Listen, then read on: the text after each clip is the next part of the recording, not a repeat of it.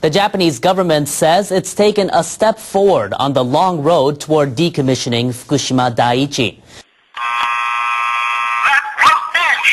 Prime Minister Yoshihiko Noda held a news conference on Friday to announce that the nuclear plant's damaged reactors are in a state of cold shutdown. That means temperatures are below 100 degrees Celsius. The state of cold shutdown at the Fukushima Daiichi does not have much meaning. 原発それ自体につきましては専門家による緻密な For the nuclear power plants, the experts verified 安定して the nuclear power plants thoroughly to conclude that the cooling water circulates in a stable manner, and the temperatures at the bottom of the reactor and inside the containment vessel stay below 100 degrees Celsius. TAPCO workers cannot measure the precise temperature of the melted fuel. Even in the event of an accident, radiation level at the periphery of the plant can be maintained low, and this was technically confirmed by experts. The experts say declaring cold shutdown of Fukushima doesn't have much meaning. With this, we had a meeting today at Nuclear Disaster Response Headquarters chaired by myself. And this meeting confirmed that the reactors achieved a state of cold shutdown. The accident is now under control.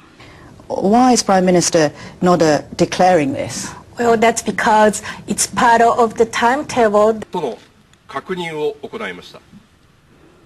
これによって自己収束に向けた And the phase 2 of the roadmap to bring the plant accident under control is complete. And then make sure it's safe for people to return to areas surrounding the facility.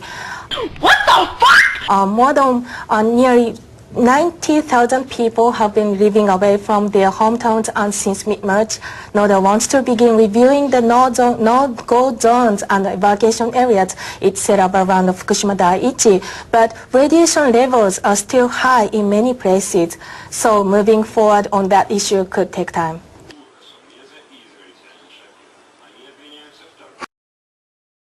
The Japanese announcement about the state of cold shutdown at the Fukushima nuclear plant has drawn mixed reactions from other countries. U.S. Deputy Secretary of State Thomas Nides said the U.S. government thinks Japan has made the right choices in getting the nuclear plant under control. He said a lot of U.S. companies are interested in helping to clean up radioactive materials. But the Japanese announcement of cold shutdown has also drawn criticism in the United States and China. The New York Times quoted experts as saying the Japanese announcement does not reflect the true situation at the nuclear plant and that the government only made it to take the spotlight off the crisis. China's state-run Xinhua news agency quoted experts as saying that the temperature in the reactors cannot be measured accurately and that Tokyo Electric has no way to determine how stable the reactors are. A government panel has proposed that a radiation exposure limit in areas that have been evacuated should be 10 millisieverts per year or less within 2 years. Radiology experts have compiled a report on possible health effects stemming from relatively low levels of radiation. And the report says there is no proof that health risks will increase at the level of 20 millisieverts per year, the mark set by the government for evacuation. For decontaminating the evacuation zones, the report proposes a target of 10 millisieverts per year within 2 years. It says the target should eventually be lowered to 1 millisievert over the long term. The International Commission on Radiological Protection recommends 1 millisievert per year as the long-term annual limit for people not working in nuclear power plants. The report also urges radioactivity levels in the air be lowered below 1 microsievert per hour before reopening schools in evacuation zones. It also calls for continued monitoring of children for internal radiation exposure. The operator of the plant has decided not to release decontaminated water into the ocean for the time being. TEPCO is in the process of decontaminating radioactive water that's collecting in the basements of the reactor buildings.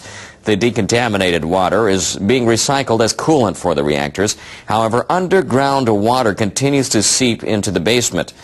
The total amount of water containing radioactive materials exceeds initial estimates. TEPCO is currently storing the treated water in tanks on the plant's premises. TEPCO was considering discharging the treated water into the ocean. Fishermen protested and the utility postponed the decision. TEPCO now says it will not release water into the ocean until it implements 3 measures: blocking underground water from entering the basements, improving and stabilizing decontamination equipment, and increasing the number of storage tanks. We will definitely take the 3 steps and fully brief the National Fisheries Association and local fishermen on our plan to deal with the decontaminated water. TEPCO also says it will not begin the release until it has received approval from relevant government offices, including the Fisheries Ministry. 今回の原発事故で一番やっぱり怖がられているのが子どもさんのことですよね。これから生まれてくる子どもさんのことで、なんていうんですか、こういろいろな医療関係の方たちと話をしているときに、私若い時にインドに行った。でインドに行くと物乞いしている子どもたちとか何かの中にものすごくなんていうんですか、例えば奇形だとか障害のある方あるんですよ。でそれをある種こう見せ物にするようにしてお金取ってますよね。でもう目を背けたくなるようなものがあったので、日本だとああいう子ってあんまり見ないけどどうしてかなって医療関係の方に聞いたんですよ。仲間でも看護婦さんだとか医師に。そしたら「市川さん、それはね分かんなくするからだよ」って言われたんですよ。つまり死産だとか生まれてこなかったっていう形にして医者がねコントロールしちゃうんだって言うんですよ。つまりお母さんにはそういうお子さんが生まれたってことですとかわいそうでしょ。だから流産しましたとか死産だったんですよ、かわいそうでしたねっつって子供見せてくださいって言っても、いや見ない方がいいですっていう形で処理されていく。そうするとこれは統計にならないんですよ。だから例えばチェルノブイリとかああいったところでこれだけの数の子が出てきてるっていう統計だとかいうのは出てますけれども、これから先もしも5年後10年後に福島で数字変わってないよ、統計ないよっていうことの中にそういう隠された数があるんじゃないか。このことはやっぱり母乳育児の会とかそういうのでやってた私として一言皆さんに伝えておかなきゃいけないなと思いましたので申し上げておきます。First debris from the tsunami washed ashore in Washington State. Buoys with Japanese markings are the first flotsam that could be identified as coming from the tsunami in Japan. It's believed a debris field the size of California is headed to our west coast. It may reach shore sometime over the next year. Should we drink before the meeting or after? Or both? So, that's it, huh? Relax. Don't be short with me. You're the writer. I thought it was worth a try. Greta, is that minutes here to see you? Send her in. Oh, great. Now, our reporter, Miho Fukunaga, joins us now. Now, Miho, he announced a couple of hours ago, and he announced now that the reactor is in a state of cold shutdown, though problems remain.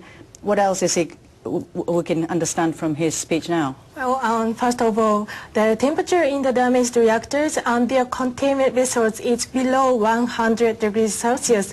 The plant makeshift cooling system has managed to stabilize the reactors. And a giant shield that's been put over the reactor number 1 building has greatly reduced radiation leaks. This announcement is just the beginning of a decommissioning process that will last up to 4 decades. But then this announcement has been expected for weeks. What kind of reaction is it getting now? Well, some nuclear experts say declaring a state of cold shutdown at the Fukushima Daiichi does not have much meaning. This term of cold shutdown is usually reserved for healthy, not damaged reactors. In the number 1 reactor, all the nuclear fuel has melted through the pressure vessel, much of it into the containment vessel. Then it burned through parts of the concrete that covers the bottom of the vessel. The situation is similar inside reactors number 2 and 3. TEPCO workers cannot measure the precise temperature of the melted fuel.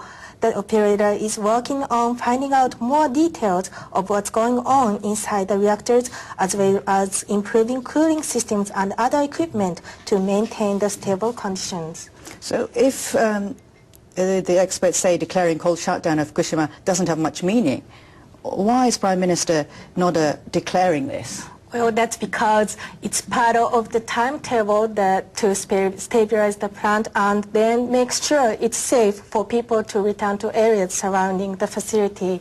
More than nearly 90,000 people have been living away from their hometowns, and since mid-March, NODA wants to begin reviewing the no-go zones and evacuation areas it's set up around the Fukushima Daiichi. But radiation levels are still high in many places, so moving forward on that issue could take time. Well, thank you very much, Miho. That was our reporter, Miho Fukunaga.